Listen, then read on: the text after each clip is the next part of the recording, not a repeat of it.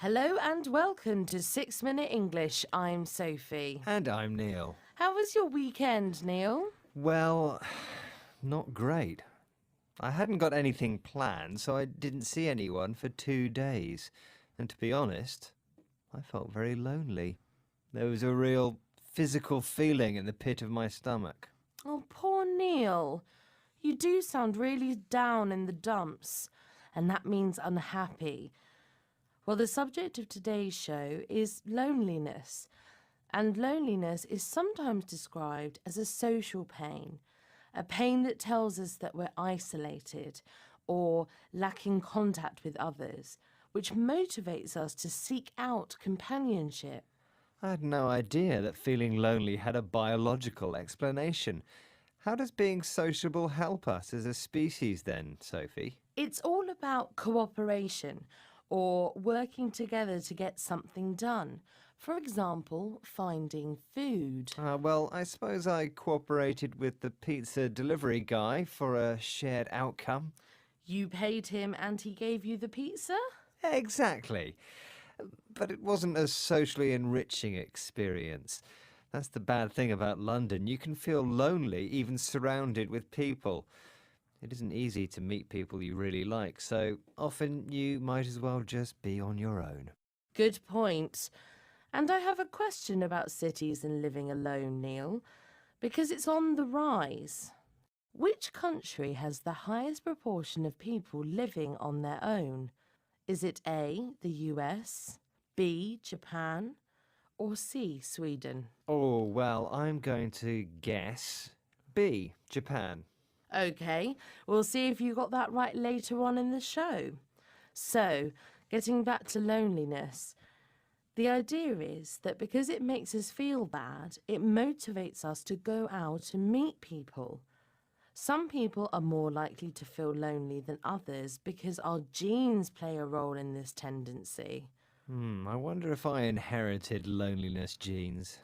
I don't know, Neil, but while in some situations being lonely may be a good thing because it encourages you to be sociable, in other situations it may be useful to tolerate or put up with loneliness. Let's listen to Professor Dorrit Boomsma at Vrije University in Amsterdam talking about this. So the intriguing question is, why do genes that influence loneliness still exist? And one explanation is that probably they do not only have negative effects in some situations.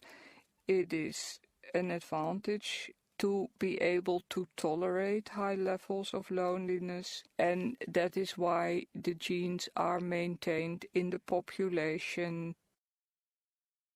So, inheriting genes for loneliness might not be a bad thing.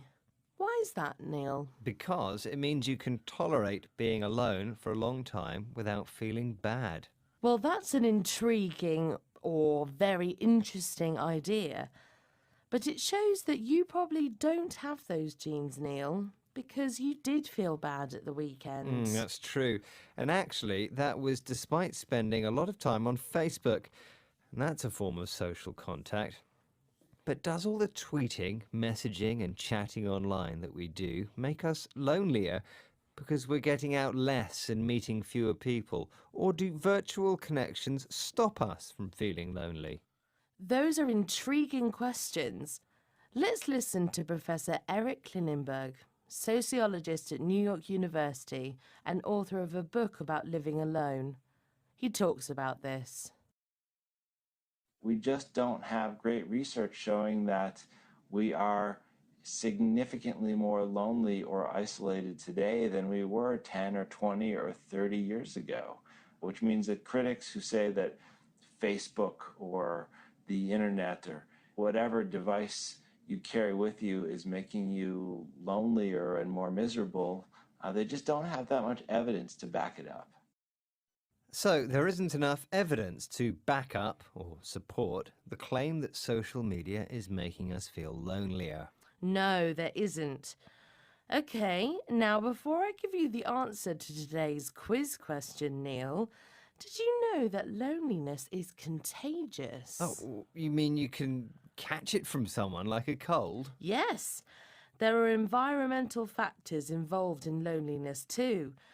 For example, if somebody you talk to every day is always unfriendly towards you, this makes you statistically more likely to be negative in your interactions with somebody else. Well, let's try and stay friendly towards each other then, Sophie.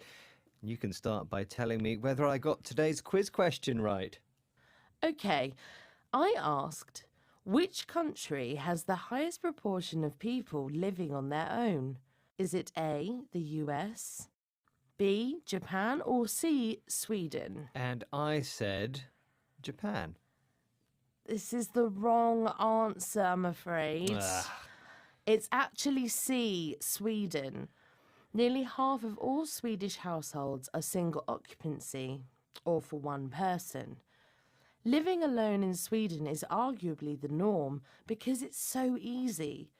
There are many affordable single occupancy apartments, and young Swedes can expect to move into their own apartment once they graduate high school. Okay, now let's hear the words we learned today again, Sophie. Yes, okay. They are down in the dumps, loneliness, isolated, cooperation, tolerate, intriguing, back up, contagious, single occupancy. Well, that's the end of this edition of 6 Minute English. Join us again soon. Meanwhile, visit our website, bbclearningenglish.com, where you'll find guides to grammar, exercises, videos and articles to read and improve your English. Bye. Bye-bye.